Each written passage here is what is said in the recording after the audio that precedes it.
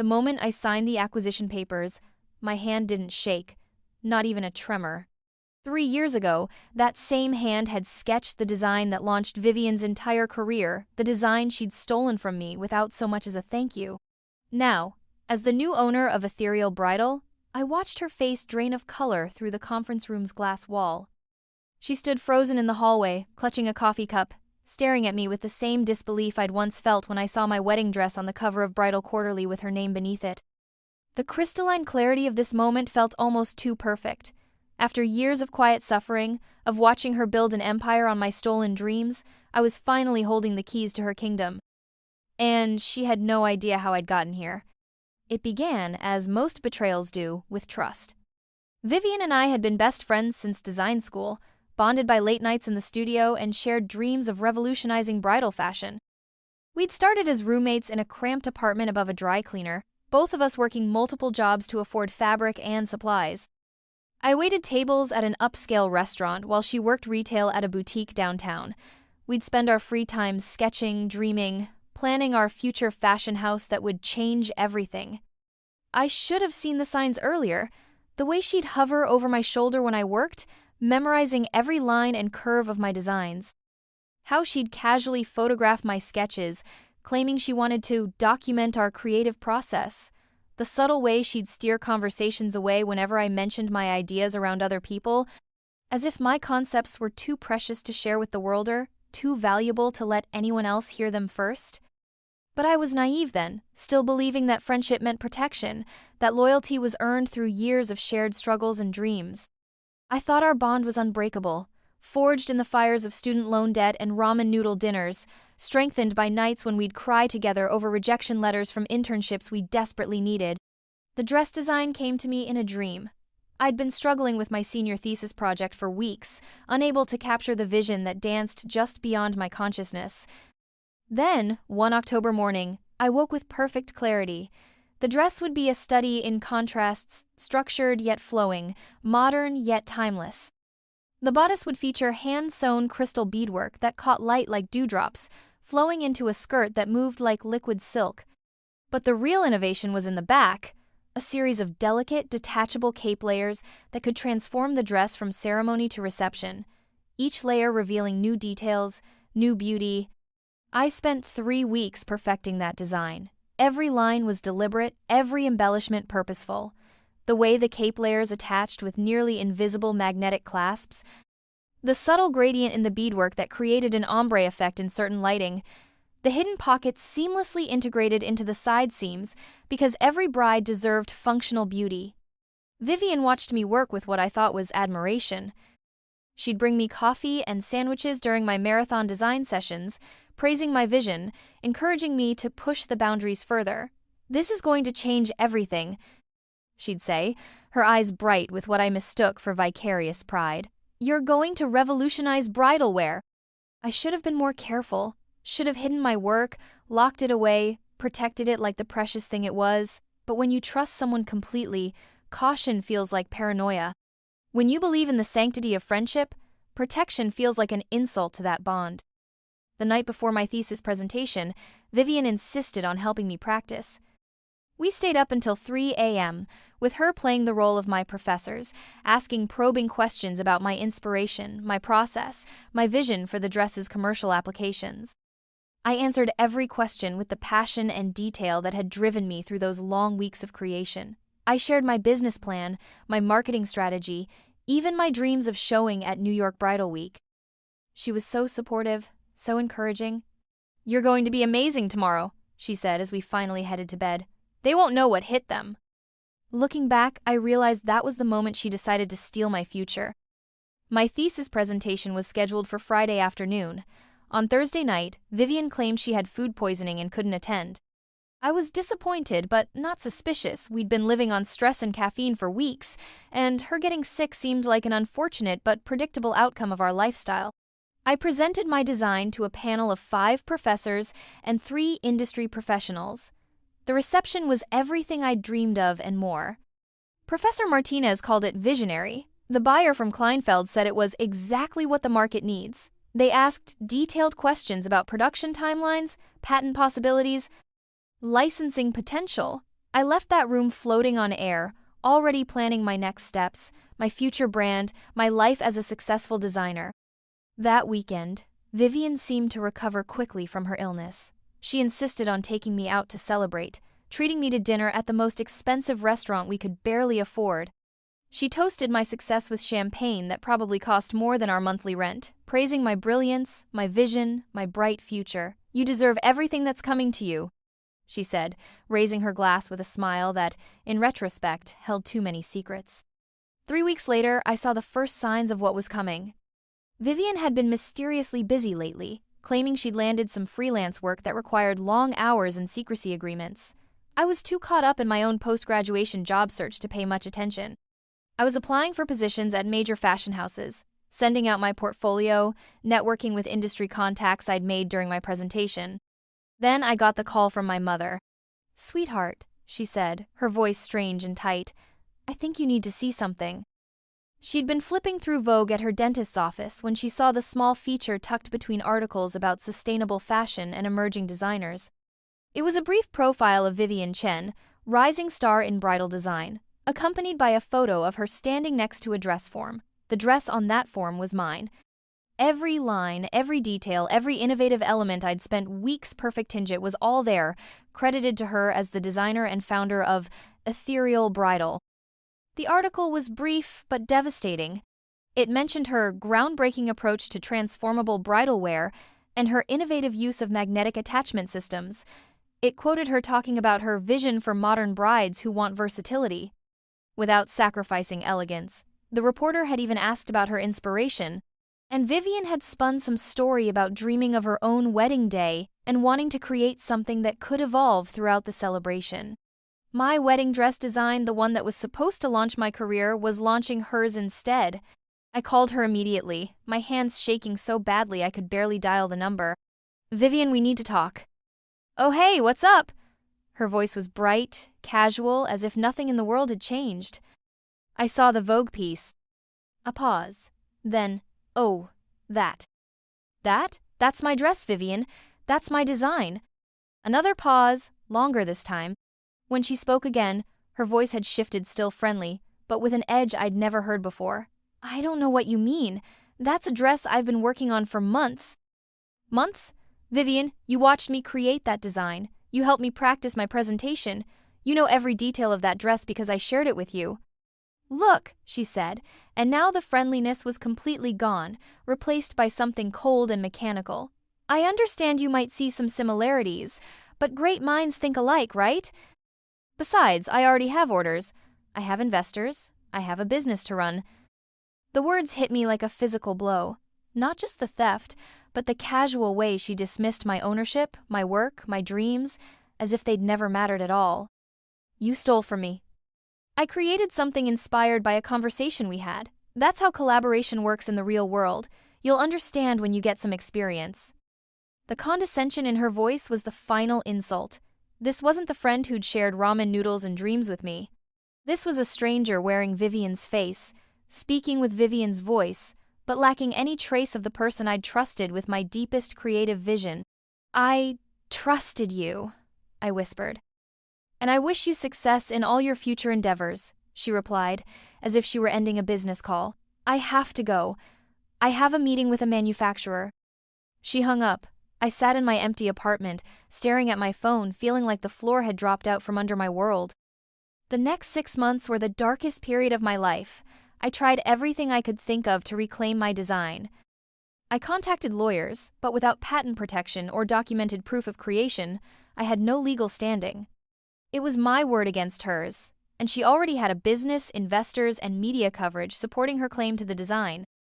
I reached out to our mutual friends from school, hoping someone would remember me talking about the dress, sketching it, developing it, but Vivian had been clever. She'd planted seeds of doubt about my stability, my tendency to see connections that weren't there, my history of being overly sensitive about collaboration. By the time I tried to tell my story, I looked like a jealous friend trying to sabotage someone else's success. The worst part was watching her flourish. Ethereal Bridal took off like a rocket. The transformable wedding dress became a viral sensation on social media. Celebrities started wearing her designs. She landed a reality show about wedding dress shopping.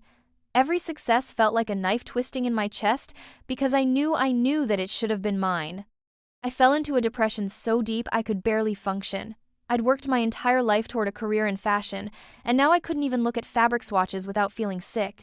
I took a job at a coffee shop just to pay rent, telling myself it was temporary, that I'd figure out a way to rebuild.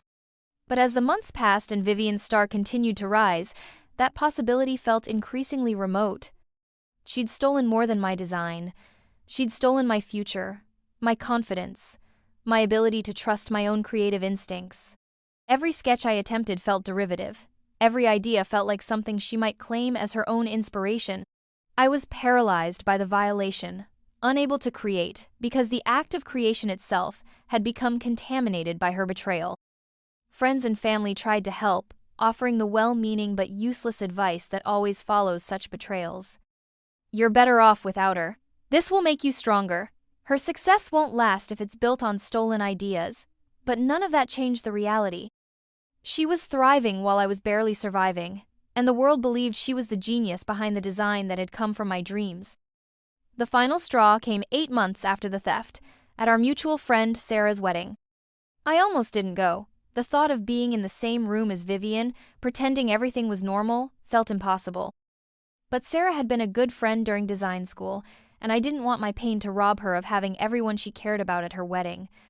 Vivian arrived like a celebrity. She'd been featured on 3 magazine covers by then, and her confidence was radiant. She wore a dress from her own collection, not the stolen design, but something clearly inspired by Itand, accepted congratulations from our old classmates, as if she were holding court. I tried to stay invisible in the back of the church, but, inevitably, our paths crossed during the cocktail hour. "Oh my God, hi!" she said when she saw me, her voice pitched with performative surprise. "How are you? I heard you're working in coffee now. That's so grounding." The word choice was deliberate. In our design school days, we'd used grounding as code for boring, uninspired, soul-crushing. She was letting me know she thought my current life was everything we'd once sworn we'd never become. "I'm doing well," I managed, my voice steady despite the storm in my chest. "That's wonderful. You know, I always knew you'd find your path eventually. Some people are just meant for different things than what they originally planned." She smiled as she said it, the kind of smile that looked warm to observers but felt like ice to its target. Then she continued, apparently unable to resist twisting the knife a little deeper. "I actually have some exciting news. We're expanding into menswear, and I'm launching a diffusion line for more budget-conscious brides. It's all about making beautiful design accessible to everyone, you know? I really believe that's what fashion should be about, not keeping beautiful things locked away where only a few people can appreciate them." The implication was clear. I had failed to make my design matter because I'd kept it to myself, while she had succeeded by bringing it to the world, as if theft was actually a form of artistic liberation. But it was her next words that lit the fuse on 3 years of suppressed rage. "You should come by the studio sometime. I'm always looking for talented seamstresses for our production team. The pay is decent, and it might be nice to have someone around who really understands the vision behind the work." A seamstress. She was offering me a job as a seamstress, working on variations of my own stolen design, under her supervision, for decent pay. The audacity was breathtaking. The cruelty was surgical in its precision. She wasn't just rubbing her success in my face, she was offering to let me participate in my own subjugation, to become a footnote in the story that should have been mine. I stared at her for a long moment, feeling something shift deep in my chest. The crushing weight of victimhood that had defined me for months suddenly crystallized into something much more dangerous. Absolute clarity. "That's very generous," I said, my voice so calm it surprised even me. "But I have other plans." Something flickered in her eye as surprise, perhaps, or disappointment, that I hadn't reacted with the emotional explosion she'd clearly been hoping for. "Oh, what kind of plans?" I smiled, and for the first time in months it felt genuine, the kind that matter. I walked away without another word, leaving her standing there with her mouth slightly open, clearly expecting more of a reaction. But I was done giving her the satisfaction of my pain. That chapter of my life, the chapter where I was the victim of Vivian Chen's ambition, was over. The next chapter would be about revenge. I started that night. I went home from the wedding, pulled out my laptop, and began researching everything I could about Vivian's business. Her financials, her investor relationships, her production timeline, her media coverage, everything. I studied her operation with the methodical precision of a general planning a campaign. What I found was both encouraging and infuriating. Encouraging because Ethereal Bridal was built on a foundation that was far shakier than it appeared from the outside. Infuriating because she was making millions from my stolen design, and yet she was managing the business with the same careless entitlement she'd shown when she stole from me. Her investor relationships were based on projected growth that wasn't sustainable. She'd promised expansion into multiple markets without developing the infrastructure to support it. Her production costs were ballooning because she insisted on maintaining artificial scarcity to justify premium pricing, but she didn't have the design pipeline to support long-term exclusivity. Most damaging of all, she'd built her entire brand around that one stolen design without developing the creative capacity to generate fresh, innovative concepts. She was living on borrowed time and borrowed creativity, and she didn't even know it. I spent the next 6 months planning my move with the same obsessive attention to detail I'd once applied to designing that dress. I worked my coffee shop job during the day, maintaining the facade of my reduced circumstances, while spending my nights and weekends building something that would destroy her. The first step was money. I couldn't compete with Ethereal Bridal on my coffee shop salary, so I needed investors. But I couldn't approach investors with a business plan that relied on proving Vivian had stolen from me. That battle had already been lost in the court of public opinion. Instead, I needed to demonstrate that I could create something better, something that would make her success look like a fluke. I designed in secret, working in a rented storage unit that became my makeshift studio. I created not just one dress, but an entire collection, 12 pieces that showcased a design philosophy that was clearly evolved from the stolen dress but undeniably new. Each piece pushed the boundaries of what bridal wear could be, incorporating technology and craftsmanship in ways that made Vivian's work look derivative and limited. The centerpiece was a dress that made my original design look quaint by comparison. It featured fiber optic technology woven into the fabric, creating patterns of light that could be programmed and customized. The transformation elements weren't just about removing layers, they were about fundamentally altering the dress's appearance through integrated tech that responded to the wearer's movement and environment. But technology was only part of the innovation. I'd also developed a new approach to sizing and fitting that used 3D body scanning and algorithmic pattern adjustment to create truly custom pieces at scale. Where Vivian was still relying on traditional sizing and alteration methods, I was pioneering a system that could deliver perfect fit without the time and cost traditionally associated with bespoke work. I documented everything meticulously: video of my design process, dated sketches, prototype development, technical specifications. I wasn't making the same mistake twice. This time, my intellectual property would be protected, registered, and undeniable. Finding investors took longer than I'd hoped, but when I finally found the right ones, everything moved quickly. Helena Vasquez was a former fashion executive who'd built and sold 3 successful brands. Marcus Kim was a tech entrepreneur looking to disrupt traditional industries. Together, they provided not just money, but expertise and connections I could never have accessed on my own. More importantly, they believed in me. Not the broken, desperate version of me that Vivian had left in her wake, but the designer I'd always been meant to become. Helena, in particular, seemed to understand what I was really building. "You're not just creating a fashion company," she said during our first official meeting as partners. "You're creating a reckoning." I didn't correct her. We launched Lumina Bridal with a stealth marketing campaign that generated buzz without revealing details. Fashion bloggers started speculating about the mysterious new brand that was revolutionizing bridal technology. Industry insiders heard whispers about innovations that would change everything.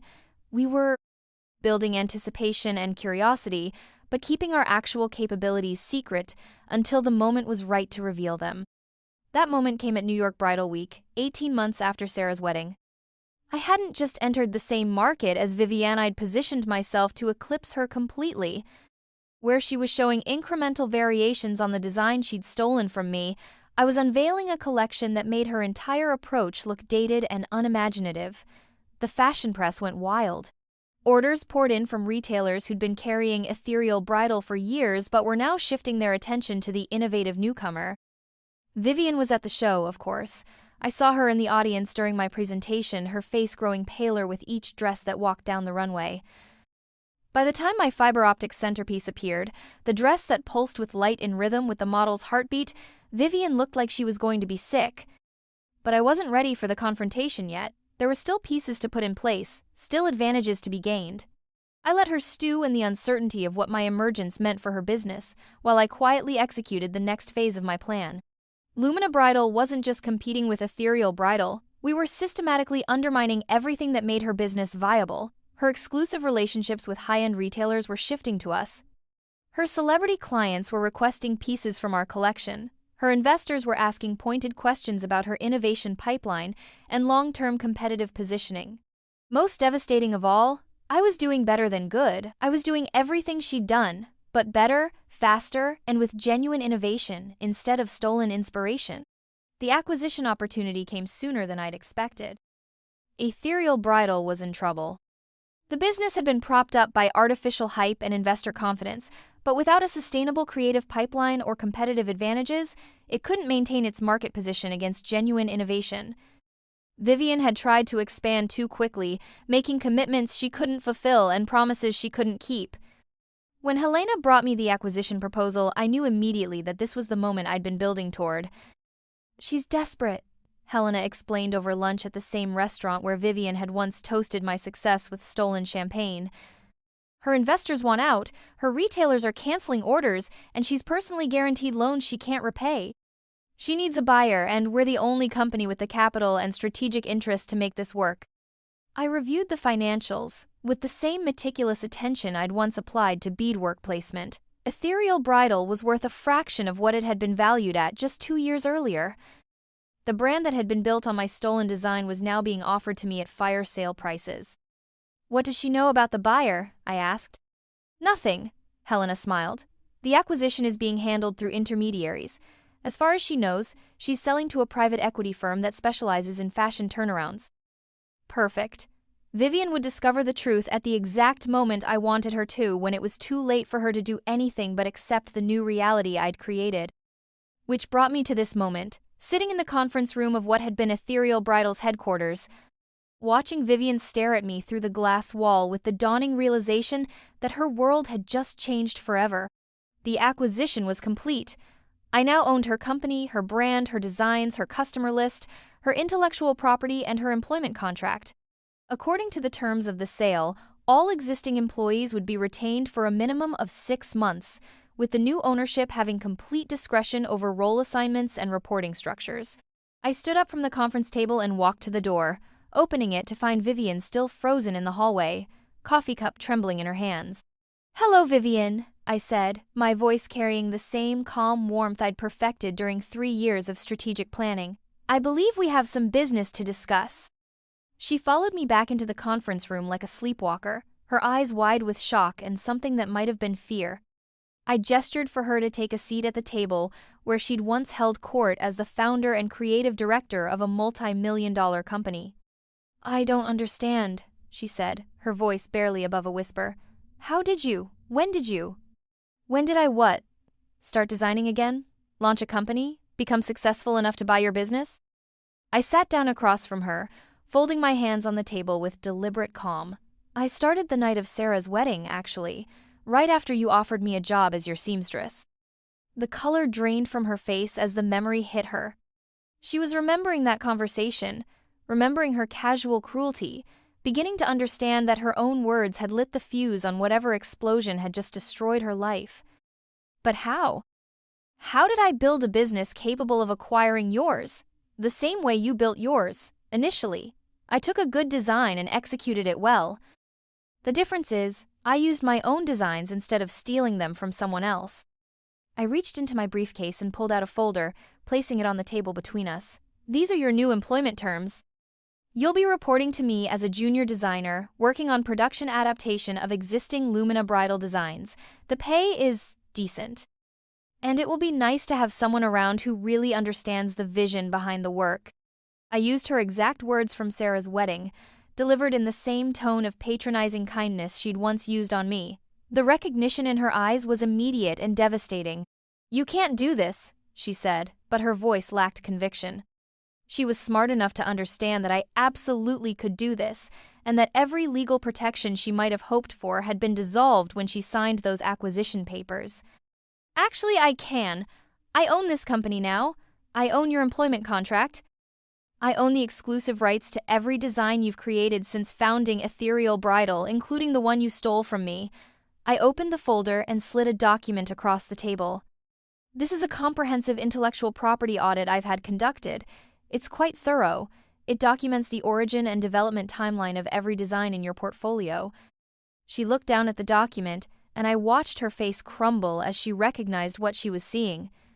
The audit didn't just prove that she'd stolen my original design, it demonstrated a pattern of appropriation and inspiration that called the originality of her entire body of work into question. Of course, I continued, none of this needs to become public. You can continue working here, contributing to the success of the brand, learning from genuine innovation instead of relying on borrowed creativity. Think of it as an educational opportunity. The same words she'd used to frame my potential employment under her leadership, now reversed with surgical precision. Why? She asked, and for the first time since I'd known her, Vivian sounded genuinely vulnerable. Why are you doing this? I studied her face, looking for any trace of the friend I'd once trusted with my deepest dreams.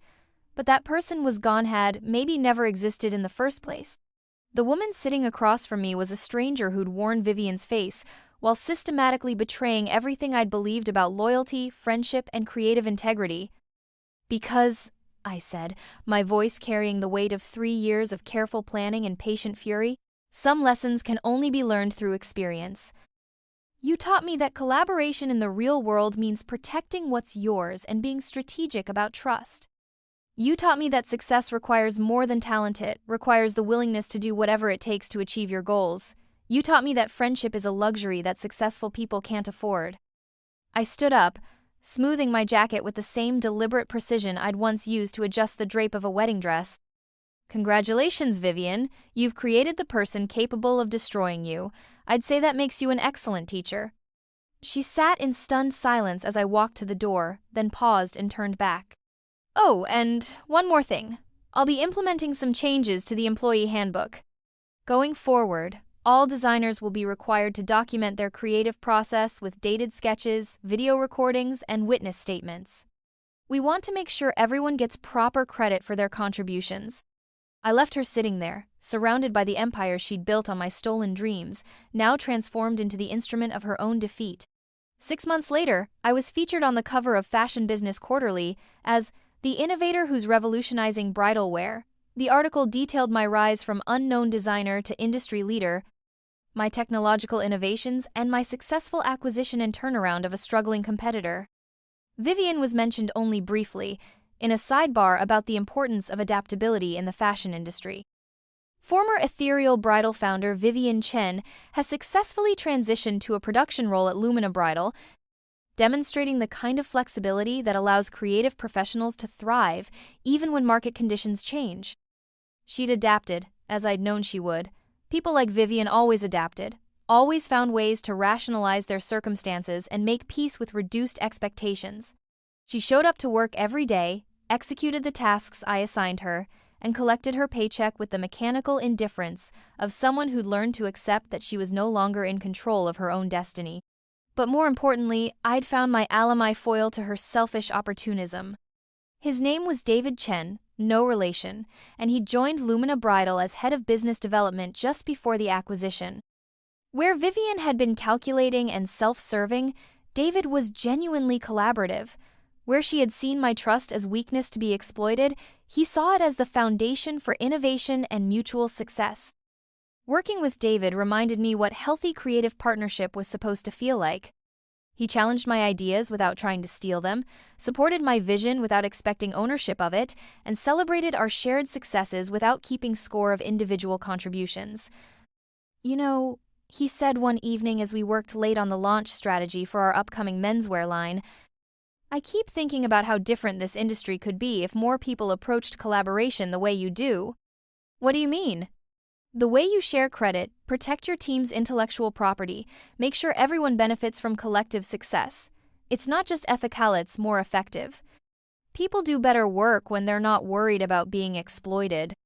I looked across the design studio, the same space where Vivian had once held court, now transformed into something that reflected my values instead of her ambitions. Young designers worked at stations equipped with the documentation tools I'd implemented, their creative processes protected and recorded, their contributions acknowledged and valued. I learned from someone's negative example, I said. Sometimes the best teachers are the ones who show you exactly what not to become. Through the glass wall, I could see Vivian at her station, head down, working on the technical specifications for a dress I'd designed. She was good at the work. She'd always been technically skilled, even if she lacked original vision. Under different circumstances, with different choices, she might have been a valued member of this team. But circumstances were what they were, and choices had consequences. That night, I went home to the penthouse apartment I'd bought with profits from my first year of Lumina bridal operations. It was in the same building where Vivian had once lived in a luxury unit she'd purchased with money earned from my stolen design. She'd been forced to sell when her business collapsed, moving to a modest one-bedroom across town that she could afford on her new salary. I poured myself a glass of wine, not the cheap stuff we'd shared as struggling students, but something worthy of celebrating genuine achievement, and stood on my balcony, looking out over the city where I'd once felt so powerless and defeated. The transformation still felt surreal sometimes. 3 years ago, I'd been working in a coffee shop, broken and betrayed, convinced that my dreams had been stolen forever. Now I was running a multi-million-dollar company, employing the person who'd betrayed me, and pioneering innovations that were reshaping an entire industry.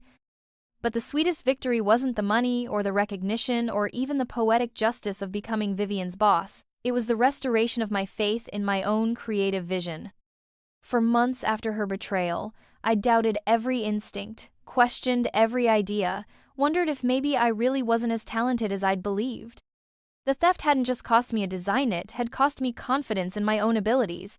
Building Lumina Bridal had proved that my original vision had been sound, that my creative instincts were reliable, that I was capable of innovation and leadership and success. Vivian had stolen one design, but she couldn't steal my capacity to create. She'd taken my first dream, but she couldn't prevent me from dreaming bigger and better dreams. The next morning, I arrived at the office to find an envelope on my desk. Inside was a handwritten letter from Vivian, the first personal communication she'd initiated since our confrontation in the conference room. I know you probably don't want to hear from me, but I needed to say this somewhere, even if you throw it away without reading it. I've been thinking a lot about what happened between us, about the choices I made and the person I became.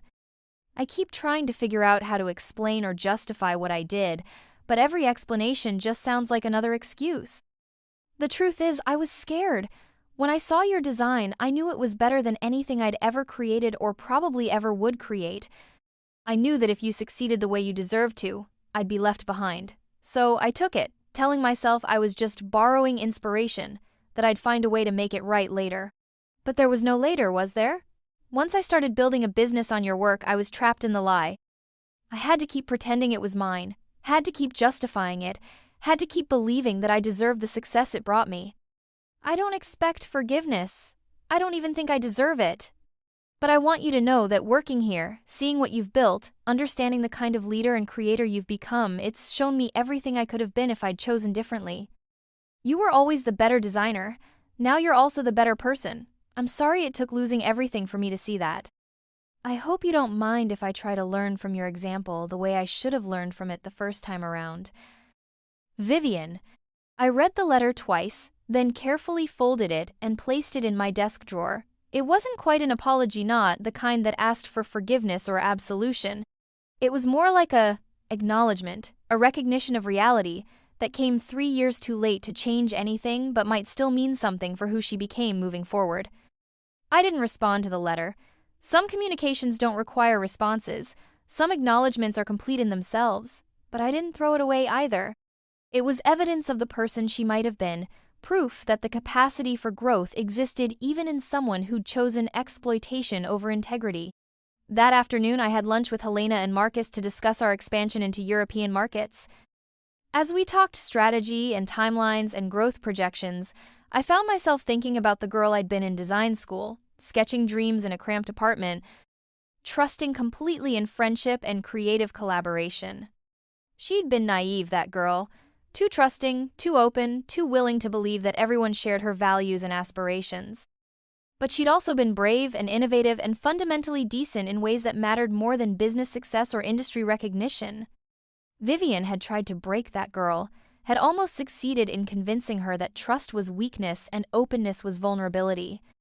But she'd survived the breaking, emerged stronger and wiser, learned to protect what mattered without losing the ability to create and collaborate and dream. "What are you thinking about?" Helena asked, noticing my momentary distraction from the conversation about market penetration strategies. "Just remembering someone I used to be," I said, "and appreciating how far she's come." That evening, I stayed late in the office, working on designs for our next collection. Through the glass wall, I could see the design floor where a few people were still working, including Vivian at her station, focused intently on the technical drawings spread across her desk. She looked smaller than she used to somehow, less commanding, less certain of her place in the world, but she also looked focused, engaged with the work in a way that seemed genuine rather than performative. Maybe the letter had been honest. Maybe she really was trying to learn, to become the person she could have been if she'd made different choices. Or maybe she was just adapting, finding ways to accept her reduced circumstances while plotting her next move. With Vivian, it was always hard to tell the difference between genuine reflection and strategic positioning. But it didn't matter anymore. Her intentions, her growth, her future, none of it was my responsibility. I'd built something meaningful from the wreckage of her betrayal, created success that belonged entirely to me, surrounded myself with people who shared my values and respected my contributions. The dress that had started everything, the design she'd stolen and built an empire on, was now just one piece in a much larger story. A story about resilience and revenge, about justice and growth, about the difference between taking what belongs to others and creating something genuinely your own. I picked up my pencil and began sketching, losing myself in the familiar rhythm of creation, the satisfying process of bringing something new into the world. Outside the windows, the city sparkled with possibility, full of dreams waiting to be designed and built and protected by people wise enough to value what they'd created. This time, I knew exactly what to do with my dreams. This time, I was ready for anything. 1 year later, Lumina Bridal was named Innovation Company of the Year by the Fashion Industry Association.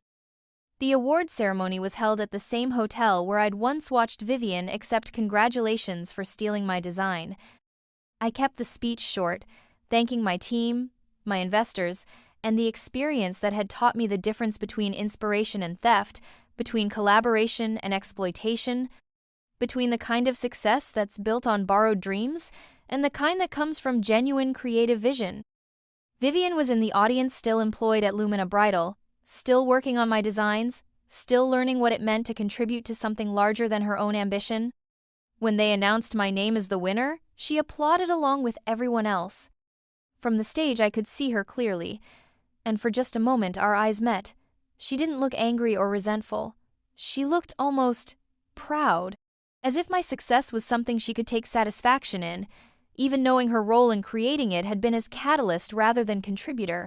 Maybe that was growth. Maybe that was what redemption looked like when it came too late to change the past, but not too late to inform the future. Or maybe it was just another performance, another way of adapting to circumstances beyond her control. I supposed it didn't matter. The girl who'd once trusted too completely had learned to succeed without requiring others to be worthy of that trust. The woman who'd replaced her knew the difference between justice and forgiveness, between protecting herself and destroying others, between earning success and simply taking it.